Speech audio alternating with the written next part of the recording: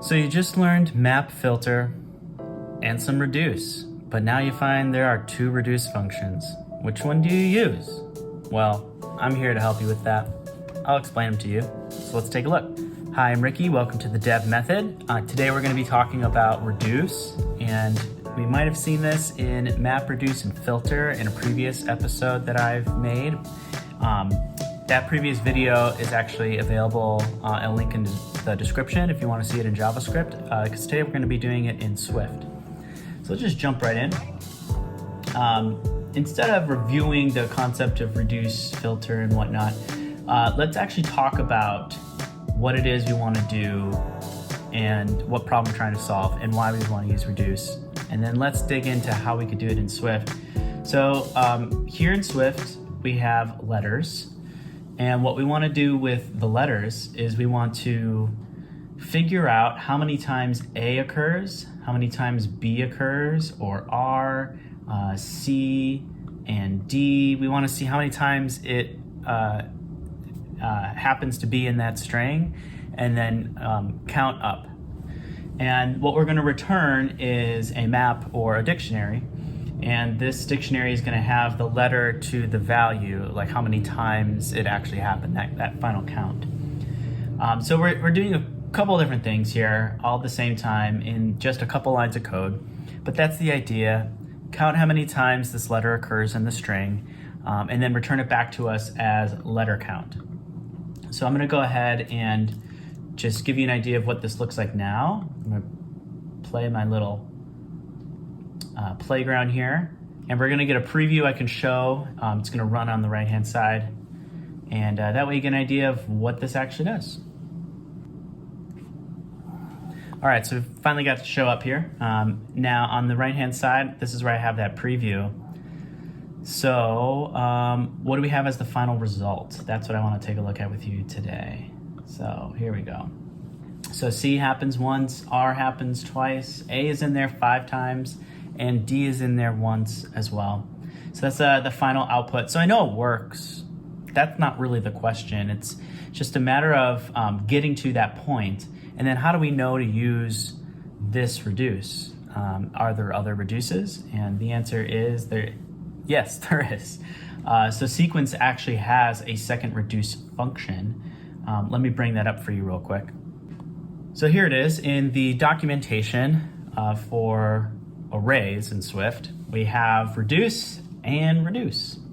So let's just take a look at the signature of both of them. So we actually can use reduce twice. So you can use one or the other. And the reason why Swift lets you do that is that one has a named parameter and then the other one doesn't. It also has a slightly different type for the closure. And you can see here it has an in-out. So that's pretty cool. So let's dive into that a little bit deeper. So we're using, so the name parameter is in2, but it's an in-out parameter on that closure, the second parameter. It's a little confusing. Let's look at it. So this is reduce here that's being called, and then we have the in2. So what we're saying is this is the initial result, and as we iterate through this array, we're going to be then creating this result. So let me just go ahead and I'll have to make this a var. Dictionary of, what is this, letter? String.element. String.element. And then integer, I think is the other one, right? So this is kind of like what we're making right here. And because of the type inference on Swift, that's the type that's going to be on this. So let's see. Yep, got it right. Cool. So that's kind of the idea. Now I'm going to go down here. So basically what we're doing is we're doing a for-in loop. So we're iterating through everything in letters. So we would call this letter in letters. Whoop. And then we would say result. We would say the letter with the default value. So if nothing's found for this letter, it'll be 0 plus 1. And if it's any other value, it'll just be that value plus 1. So that's what that is. Don't need that. There we go. That's essentially like what we're creating here, right? Now, in some languages, you have to do like a, while this is less than the count or length of our I0, right? Then we could do I plus 1 after every iteration. We would still do something like this. This is kind of like the equivalent and more or less how it's probably implemented for Swift. Letter. Get the letter out of letters with I there. There we go. But I can't even subscript, so I'd say like character at index I don't even know. Basically, I don't remember some of this API and this interface, but I think you get the idea. Like, we'd have to somehow get all like this letter out of the string, or maybe even create the string to an array first. I don't know. But essentially what we're getting to is this type of structure. Whatever the index is, get that as a letter. And it's the same thing as what we have written here. So a little bit more concise. Yes, you might say, oh, it saves you lines of code, but really it's like doing the same work. You just don't have to balance this, like what is this result type? Is it a var? And then the I to which iteration count are we on? Did I write this correctly? So that's what a lot of other languages that are not functional make you do. So that's the idea of why we need it. Now the next part here is, since we're using the into and we're getting it passed back here, so the into is that initial result. So that is that initial declaration of the variable that you want. We don't even have to put the type in there because it's type inferred, like I said before. But now we get counts, which is that previous like accumulating variable. So it's this type here. So counts is a map or dictionary. And then you have here the letter. So that is one of these, because we're iterating through them all. So it already knew which index of the array, or if you want to think of it as an array, it's like that. So you get that, and then there you go. So with that, we get our count in the end, and I know it's correct. Great, cool. So what would be the difference if we did something like this? So let's take this out. And let's still have letters. And we still want letter count. So we do letters.reduce. But notice we're not going to do the into. We're going to do this one. So what does that signature look like? Well, it's just initial results, so no named parameter. So let's just try and put the same thing we did before. Great, cool. If I tab over, now it's a closure that can throw. And we have result and then character. So result is actually the generic type. So we are going to fill that in either with type inference. Well, I guess in this case, we're going to have to do it with type inference. So let me go ahead and hit enter there. I usually call this like prev for previous. And then the character there, the item, I can just say like the next item.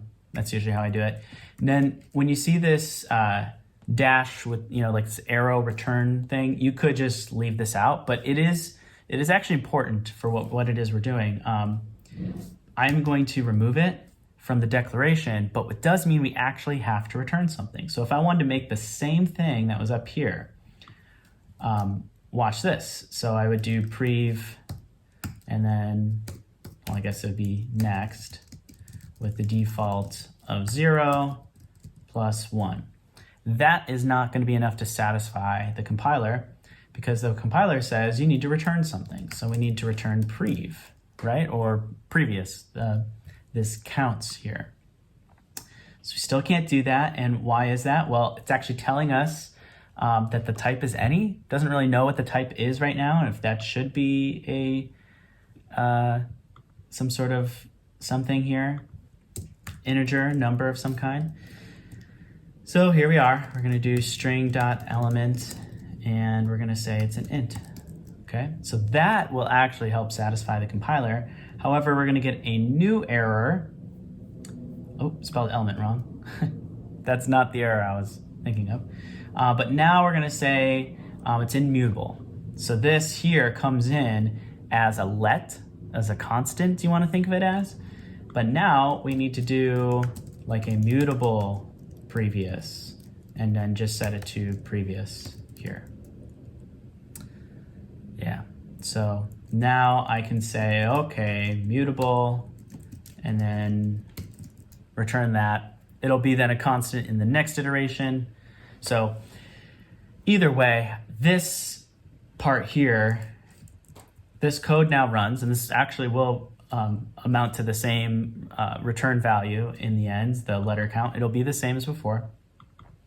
But the biggest thing I want to point out here is that this top version of this code, so let me call this, let me get that out of there. I'll call this number 2. These are the same thing. They do the same thing. But if you ever see this in your code, like you're mutating it and then returning what has been mutated because it was written to or could have been written to. I mean, you might even have something like, you want to filter out or take out if the letter is equal to, I don't know, A, something like that, right? So this is equal to A. That's when you start counting, something like that. I don't know. You could have multiple things that you want to do. This is the only time it gets mutated. So then you would think, oh, I need to pull this in here. So there's no like copy, or I'm not doing something that I don't need to be doing. And then return here, and then return prev here, right? It's kind of a lot. So this whole idea of changing something to be mutable with this in-out parameter. So on the into part of this, and then the in-out of this closure, this is the in-out part. This is what we're automatically just making a var, or like, mutable structure, and then we're mutating it, and we don't have to return it because it's an in-place update because it's in-out, so there's no need to return any value. Whereas this one absolutely needs that return value. And as you can see here, I needed to specify what that was because it didn't know that these were integers at all. So I wonder if I don't know, if I did int here, maybe it would figure it out. But as you can see, it looks a little weird to write it this way. I don't know, it's like integer everywhere. I don't know, does that even work? Yes, it doesn't even work. Yeah. So, I don't know, maybe you don't need that. But you guys get what I'm saying. You have 2 different reduces. So now, here's what I say. If you want to decide which one to use, just ask yourself, am I ever taking this part, like the thing that we're accumulating toward, am I doing it, like creating a data structure like a dictionary or an array, and do I need to change its value? Like if this was just simply like a count, just in general, like, then we wouldn't need it. Let me just give you an example here.